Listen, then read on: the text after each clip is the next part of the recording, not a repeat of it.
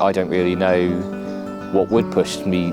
I mean, I'm going to be apprehensive about whatever because I'm me, I'm anxious by default. I'm okay. Pretty confident. I think I learned a lot of stuff and keep learning as well. When I was younger, I really struggled with like my mental state, especially during lockdown as well. It wasn't a great time. And like I started running because I wanted to try and make myself feel better. I've never had a specific goal. It's just I like to go to the gym, and then if I get a PR, I get a PR and I can go, oh yippee, I've done this. I love it. It's the best job I've had. It's sort of everything I've wanted, because I was always looking for an apprenticeship. Yeah, like the aim of the thing was to build resilience. I think I've done that because I do have a fear of heights, but I'm quite comfortable now, like going through working with my teammates, and yeah, it has been very fun. I don't have a massive fear of heights. I am a little bit shaky, but it's good. This is not what I expected at all when I signed up for the Pioneer programme. Yeah, battling my fears. I just want to feel better in myself. Yeah, I'm just going to do it. I'm still overcoming a lot of things, but that's the thing. Just run it head first really and see and hope for the best.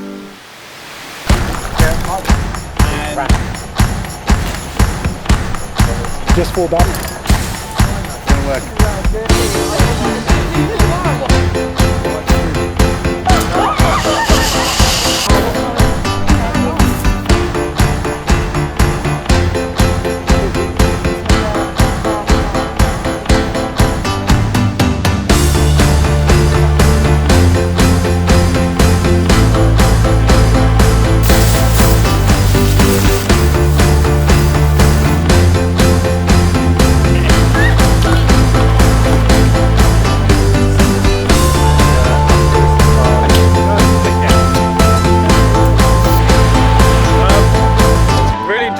So far, as you can see, I'm dangling about 10 metres up. I'm in a floating barrel on the verge of panic. This is the most terrifying bit, I think. So far, I've destroyed my back by going down the zip line, but I've managed to climb rickety ladders and go decently high up. That zip wire was quite a lot of fun. It's beat my expectations. It's very different to what I thought, and it's enjoyable. It's very nice. I'm quite excited. I don't have a fear of my fears. I'm not scared to go out of my comfort zone. What are you most nervous about?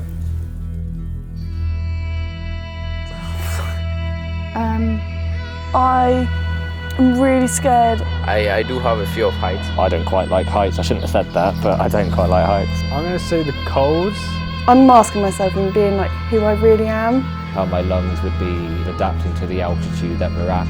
If I come back from the trip and I haven't cried, I'll be very surprised. I'm a bit worried about my back because I get back pain. I'm hoping that I've got enough kind of warm clothing. Actually going out onto the mountains, if it rains, hopefully my clothes are waterproof enough. The thing that I'm most looking forward to is being able to push myself beyond my limits. I'd like to put myself out of my comfort zone. I'd like to challenge myself. I'd like to test my sort of independence and push myself and see how far I can go. I guess I want to see if there's any kind of points of adversity that we have to try and get through, see if I can deal with them correctly, and hopefully feeling like it was a bit of a tough experience, and see what I can bring out of myself. Learning about myself and about the culture. Building my resilience. I hope I'm going to be saying that I've been able to push fully beyond what I thought I could do, and being quite proud that I have done so.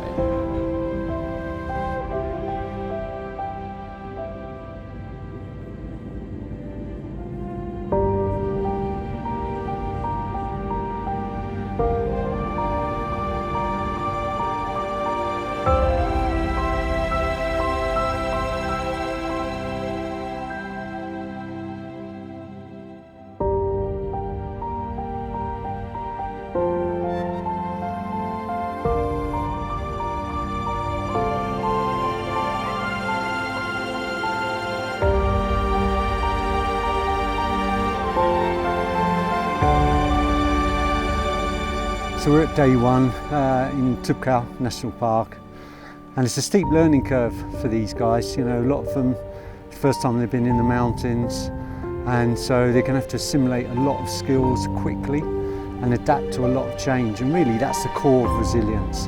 You know, how does your plan stand up to a change?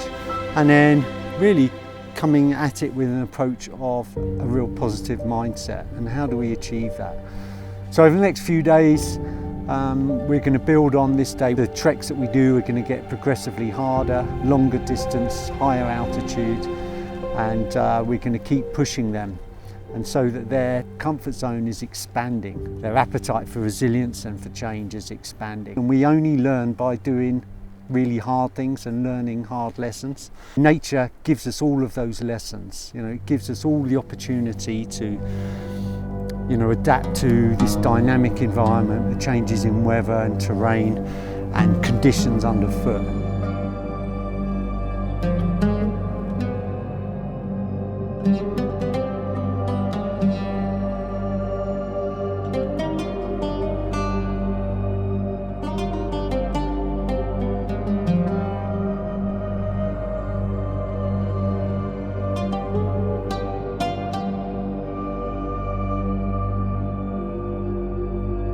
This has been the most difficult day, I think, just in terms of the incline and especially the impact that has on my lungs. I mean, I've had to stop quite a few times, which the group kindly do.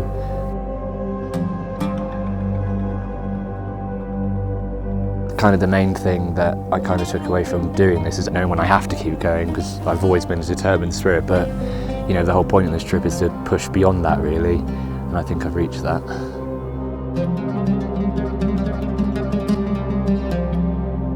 With kind of the right team around you and with the right systems in place to help myself cope, you know, I don't think I would have been able to in my wildest dreams just get this far.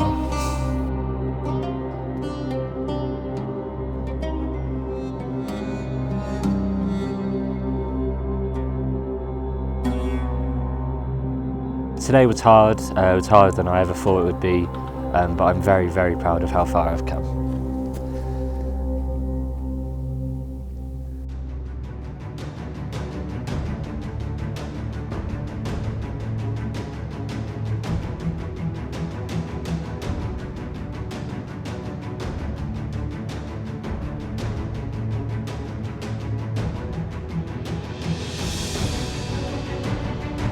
Some things are so minor that you think are a lot bigger than they are, and then when you have a challenge like this, it's like, oh, this is actually a challenge.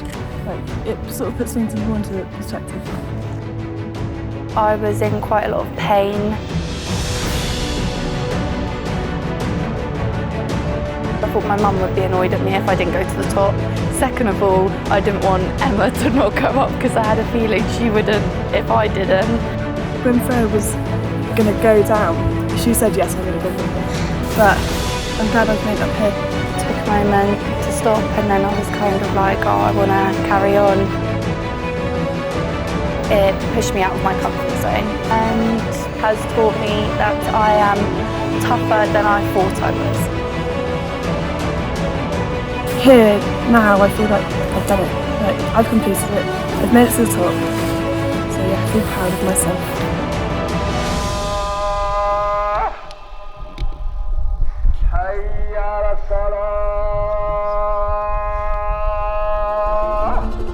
So we're on the last day, we're at the end of the week, and the group have done really well. They've climbed 2,500 metre peaks, and they've really organised themselves well. They've given it everything. You don't really know where you are at all, and you're coming up this path not really knowing what you're expecting from the week ahead. You're at the top of this mountain that you would have seen at the beginning, and you just glossed over it as just another mountain, and now you're sat on top of it. I mean, it is beyond anything I have ever done before, so it has been really incredible.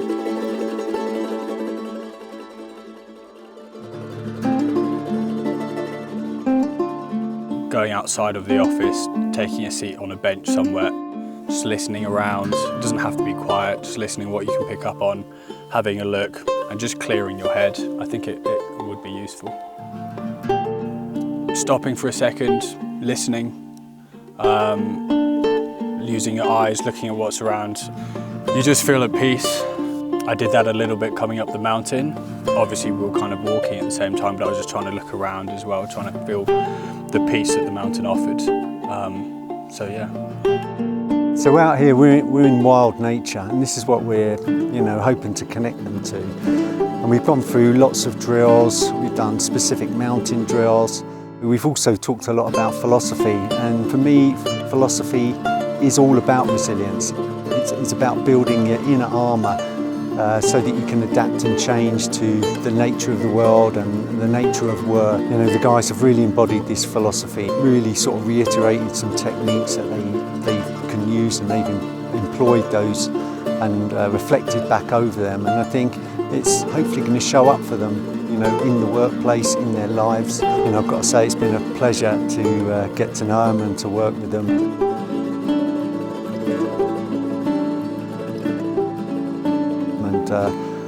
And I look forward to seeing a brighter future.